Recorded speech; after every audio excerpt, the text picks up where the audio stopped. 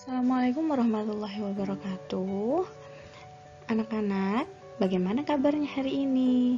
Nah, hari ini kita akan belajar mengenai sistem pencernaan pada manusia. Anak-anak, pernahkah kalian merasakan lapar? Bagaimana ketika kalian merasa lapar? Apa yang dirasakan? Pasti perut kalian terasa sakit, bukan? Nah, anak-anak, sebenarnya apa sih yang terjadi ketika lapar di dalam perut kita?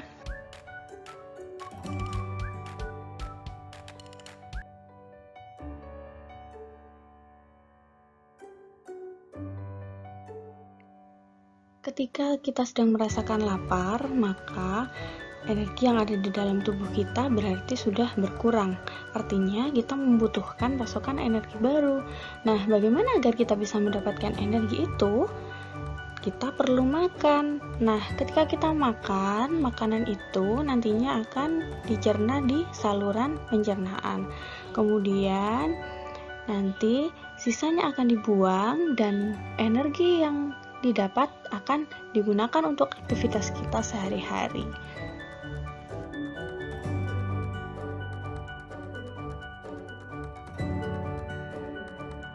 Ketika kita membahas mengenai sistem pencernaan makanan, maka kita akan membahas 4 hal. Yang pertama adalah nutrisi pada makanan, kemudian struktur dan organ pencernaan, kemudian pencernaan mekanik dan kimiawi, dan yang terakhir adalah gangguan pada sistem pencernaan. Yuk kita bahas satu persatu. Kita mulai dari nutrisi makanan dulu ya. Nah, ketika kita membahas nutrisi pada makanan, ada beberapa zat yang perlu kita pelajari, yaitu yang pertama adalah karbohidrat, kemudian protein, lemak, vitamin, dan mineral.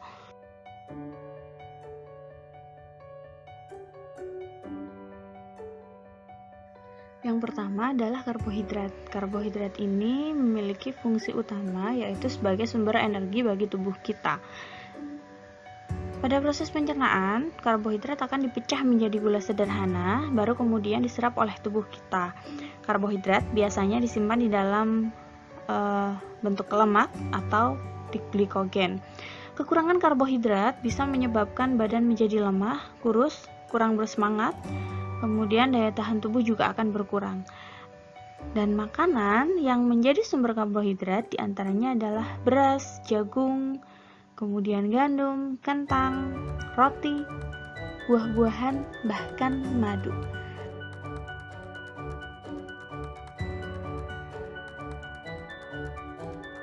Selanjutnya adalah protein. Protein memiliki fungsi sebagai komponen struktural dan fungsional bagi tubuh.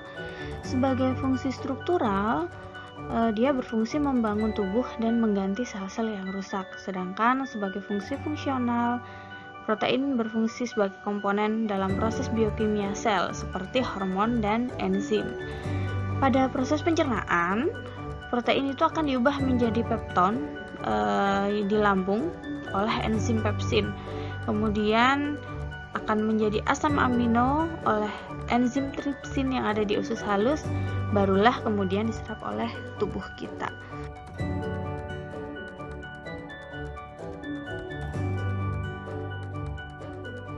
Ada 2 sumber dari protein untuk tubuh kita. Yang pertama berasal dari hewan atau disebut dengan protein hewani, bisa berasal dari daging, ikan, telur, maupun keju. Yang kedua adalah dari tumbuhan, yaitu biasa disebut dengan protein nabati, dari kedelai, kacang tanah, ataupun sumber kacang-kacangan yang lain. Dalam 1 gram protein itu mengandung 17 kJ. Dan kekurangan protein bisa menyebabkan penyakit busung lapar.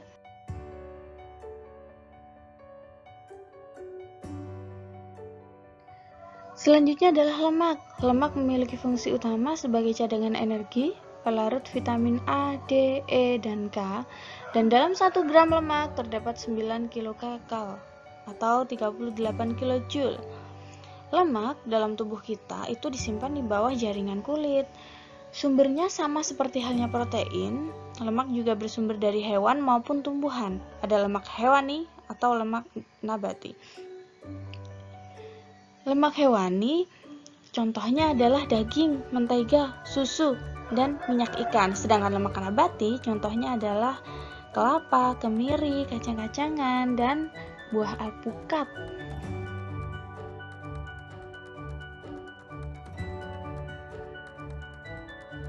Vitamin berfungsi sebagai komponen organik enzim yang disebut dengan koenzim. Jadi, vitamin ini berperan dalam proses metabolisme dalam tubuh kita. Ada 2 jenis vitamin. Yang pertama adalah vitamin yang larut dalam lemak, yaitu ADEK atau biasa kita singkat dengan ADIK, dan vitamin yang larut dalam air, yaitu vitamin B dan C.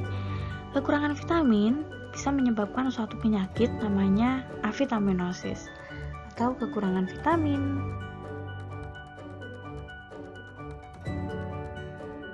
Adalah garam mineral. Nah, garam mineral ini dibutuhkan secara sendiri-sendiri maupun kelompok dan memiliki peran tertentu saja di dalam tubuh kita. Berikut ini adalah beberapa jenis mineral yang dibutuhkan oleh tubuh kita. Yang pertama adalah kalsium, besi, iodin, magnesium, fosfor, kalium, dan natrium. Kita bahas satu-satu ya. Kalsium biasa kita temukan di susu, keju, daging, ataupun sereal. Fungsinya apa? Yaitu membentukkan darah, kontraksi otot, pembentukan tulang dan gigi.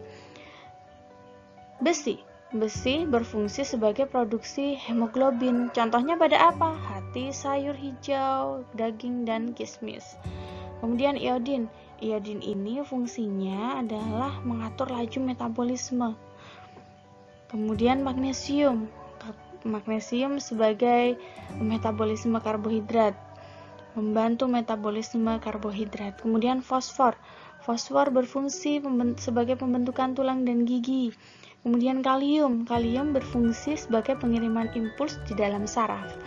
Dan yang terakhir adalah natrium yang bisa kita jumpai di garam dapur, yaitu berfungsi sebagai perambatan impuls saraf dan keseimbangan osmotik cairan di dalam tubuh kita.